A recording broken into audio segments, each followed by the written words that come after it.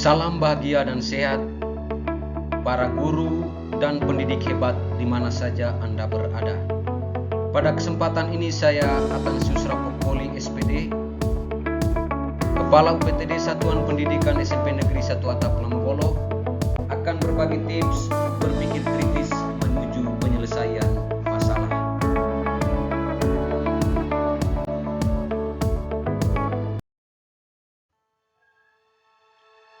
Ada 3 poin penting dalam poin-poin pemaparan pada kesempatan ini, yakni pendahuluan, isi, dan penutup.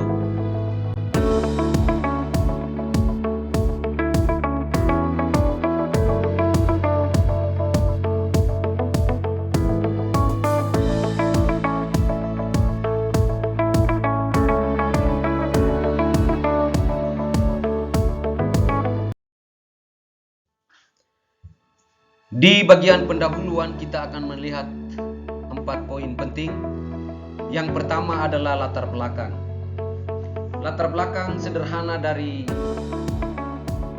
pemaparan berbagai tips berpikir kritis ini adalah bahwa pada kenyataannya dalam suatu proses pendidikan yang dilaksanakan teristimewa di sebuah lembaga pendidikan, secara khusus dari pengalaman saya di SMP Negeri 1 Atap Lambolo, ada berbagai persoalan yang dialami berkaitan dengan peserta didik, rendahnya motivasi baik peserta didik maupun para guru dan pegawai, manajemen sekolah, dan juga berbagai persoalan lainnya yang tentunya harus kita atasi atau harus diatasi. Tetapi tak jarang segala persoalan atau permasalahan itu tidak teratasi dengan baik, karena memang salah satu penyebabnya adalah kita tidak pernah berpikir kritis dalam upaya kita untuk penyelesaian berbagai permasalahan atau persoalan tersebut. Ini kira-kira latar belakang saya berbagi tips berkaitan dengan berpikir kritis. Didasarkan pada latar belakang yang ada, maka ada beberapa rumusan masalah sederhana, yakni apa itu berpikir kritis. Yang kedua, apa hubungan antara berpikir kritis dengan penyelesaian masalah. Dan yang ketiga, apa saja tips atau cara berpikir kritis.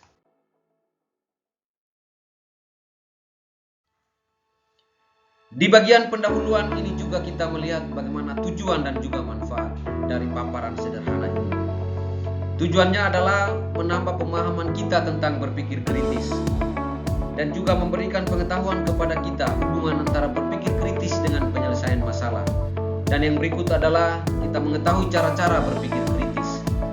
Dan manfaatnya adalah berpikir kritis semakin dipahami, diketahui, hubungan antara berpikir kritis dengan penyelesaian masalah juga semakin diketahui, dan juga tips-tips berpikir kritis semakin dikenal, semakin diketahui, dan sekiranya diupayakan untuk dipraktekkan atau dilaksanakan.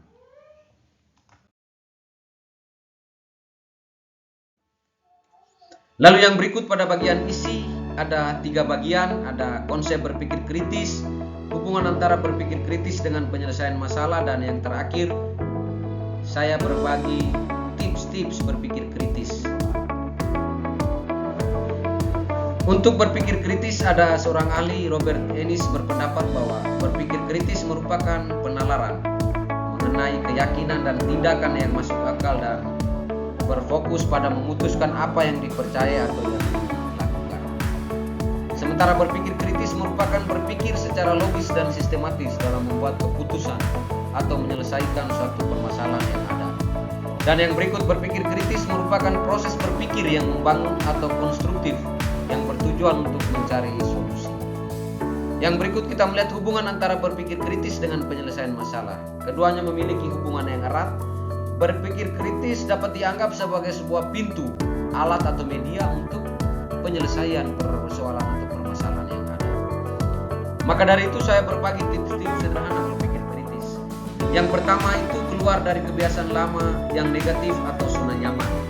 Biasanya dalam satu komunitas, sederhananya di lembaga pendidikan, kita biasanya bermental apa adanya, tetap pada kebiasaan-kebiasaan kita yang lama, yang sebenarnya itu negatif, yang tidak membangun, atau sudah merasa diri aman, kita berada pada zona nyaman, kita berada pada zona nyaman. Prinsipnya bahwa sudah ada pekerjaan, misalnya saya sebagai guru dan lain sebagainya, sehingga ya biasa-biasa saja saya ke sekolah, pulang dan lain sebagainya. Itu kita mesti buang, kita harus keluar dari kumpungan itu. Yang berikut memiliki motivasi yang kuat untuk berubah dan berkembang. Motivasi ini sangat penting, karena dengan motivasi yang ada, kita akan berusaha untuk berubah dan berkembang sesuai dengan tuntutan perkembangan zaman. Misalnya sekarang kita dituntut untuk berubah, berkembang sesuai dengan perkembangan ilmu pengetahuan dan teknologi, lebih-lebih pada perkembangan yang ada pada peserta didik, baik itu yang ada pada diri peserta didik maupun lingkungan sekitar, lingkungan sosial, perkembangan ilmu pengetahuan teknologi yang melekat dengan dirinya. Lalu yang berikut, kita membuka diri terhadap masukan-masukan. Terkadang kita enggan terbuka terhadap masukan-masukan, kita tertutup. Kita tidak membiarkan masukan-masukan itu diberikan kepada kita.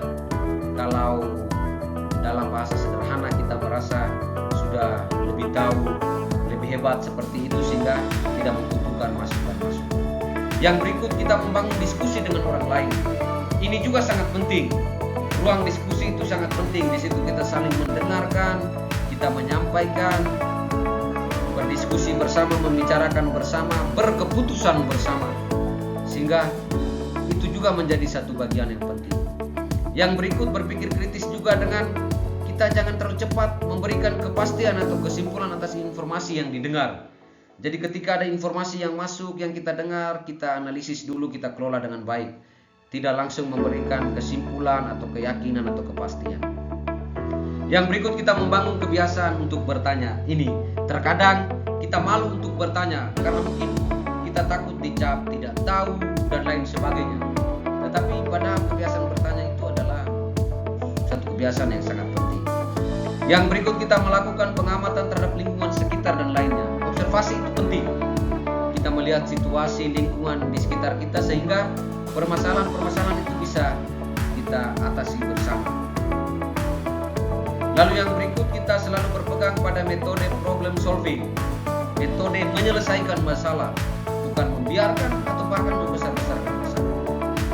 Lalu yang berikut, kita memiliki kemauan yang kuat untuk mencoba. Ini juga penting. Ini masih berhubungan dengan motivasi. Dengan motivasi yang ada, kita berusaha untuk mencoba. Ada peluang untuk kita mencoba. Yang berikut, hindarilah diri dari kebiasaan mengeluh. Putus asa dan mengeluh harus kita hindari. Harus tetap semangat. Yang berikut, berliterasi dengan membaca dan beraksi nyata. Di sini literasi yang saya maksudkan itu dengan membaca dan beraksi nyata, artinya bahwa ketika kita berliterasi dengan membaca, menambah pengetahuan, wawasan dan sebagainya, mari kita wujudkan dalam tindakan-tindakan aksi-aksi nyata kita. Itu yang lebih penting, beraksi nyata, berliterasi dengan aksi nyata. Yang berikut, lebih banyak mendengarkan. Ini masih ada hubungan dengan membuka diri terhadap masukan-masukan.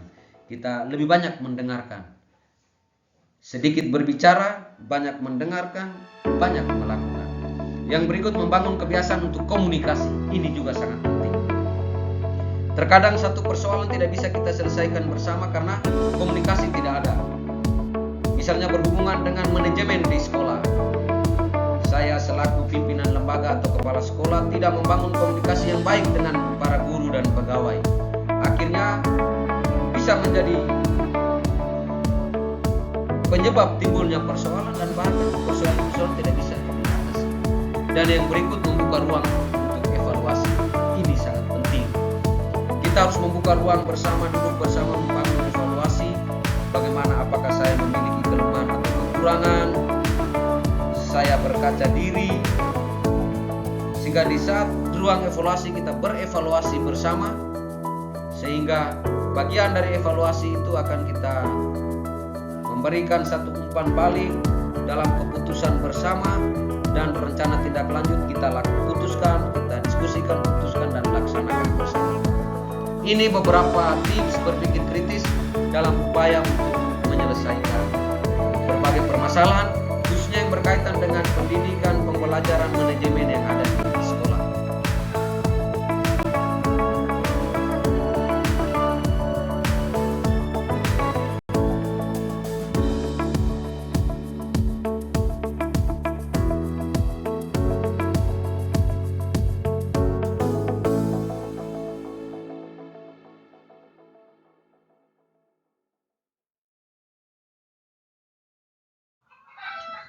Lalu kita masuk pada bagian penutup. Ini ada kesimpulan dan juga usul saran.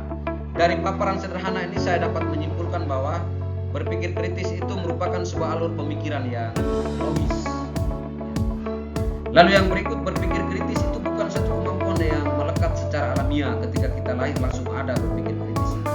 Tetapi itu merupakan sebuah kemampuan yang perlu dilatih, diasah terus menerus berkaitan dengan berpikir. Lalu yang berikut, harus selalu diingat, dipegang, dipahami bahwa pemikiran yang logis menjadi bagian penting dalam penyelesaian terhadap masalah yang ada. Kita harus berpikir logis. Dalam kaitan dengan manajemen misalnya, mengapa di bagian administrasi morat-marit, mengapa tingkat kedisiplinan, partisipasi para guru dari hari ke hari semakin lemah. Maka kalau dalam upaya kita berpikir logis, maka tentu ada penyebabnya, ada latar belakangnya. Kita dudukkan bersama itu, diskusikan, mengevaluasi bersama, mencari jalan keluar. Itu kira-kira hal yang sederhana berkaitan dengan pemikiran yang logis. Untuk itu saya mengusulkan atau menyarankan bahwa berpikir kritis harus menjadi sebuah budaya baik dalam diri maupun komunitas, lebih-lebih di lembaga pendidikan di sebuah sekolah. Berpikir kritis harus menjadi sebuah budaya, membudaya dalam diri maupun komunitas. Dan yang terakhir, cara-cara untuk berpikir kritis perlu dilatih secara terus-menerus. Dengan berlatih secara terus-menerus, maka apapun permasalahan dapat kita selesaikan bersama. Dan komunitas sekolah, proses pendidikan, proses pembelajaran akan berjalan dalam satu kolaborasi persaudaraan kekeluargaan yang benar-benar kuat.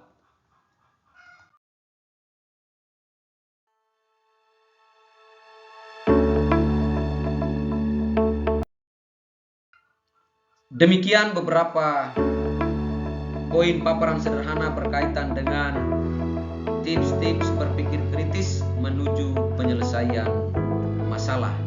Kiranya paparan sederhana ini bermanfaat khususnya bagi Bapak dan Ibu guru hebat di mana saja Anda berada. Akhirnya dari SMP Negeri 1 Atap Lomowolo saya menyampaikan terima kasih untukmu semua dan sekali lagi salam bahagia dan sehat untuk semua para guru dan pendidik hebat.